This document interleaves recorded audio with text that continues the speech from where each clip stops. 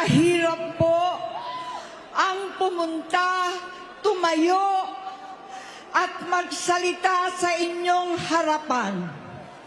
Pero noon pa man, alam kong walang madali kapag ikaw ay Marcos.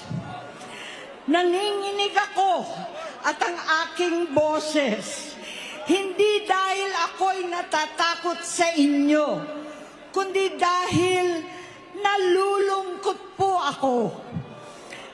Ipagpaumanhin ninyo kung sa gitna ng pagsasalita ko, ako'y hihinto, hihinga dahil sa bigat ng aking kalooban. Pero hindi yan ang dapat kong ihingi ng paumanhin. Hindi yan ang kasalanan ko sa bayan na dapat ihingi ko ng tawad.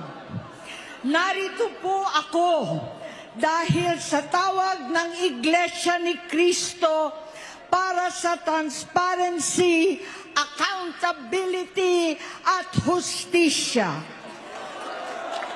At dahil sa tawag ng sarili kong konsensya, bilang senador, bilang kapatid, bilang Pilipino. Bata pa lamang kami ni Bongbong, alam na ng buong pamilya ang problema sa kanya.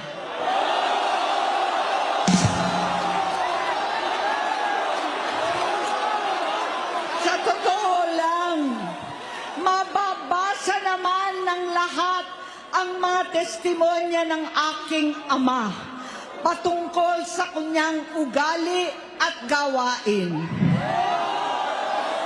Noon, dahil may tatay pa kami, hindi ko pa siya responsibilidad.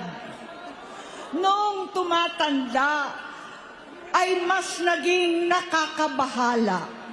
Batid ko na nagda-drug siya.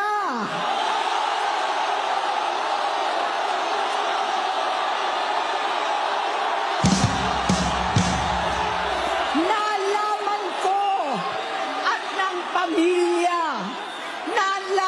ng pamilya, seryoso ito.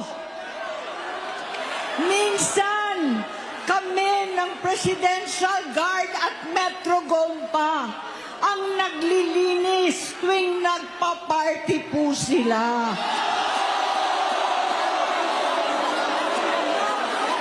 Namuhay kaming magkakapatid sa ibang bansa. Kami-kami lang. Kinumbinsi ko pa si Bongbong, pakasalan mo na si Lisa. Naisip ko noon, kapag nag-asawa siya, malalagay na sa tahimik at magkakaroon ng direksyon. Ang laki ng pagkakamali ko. Mas lumala ang kanyang pagkalulong sa droga.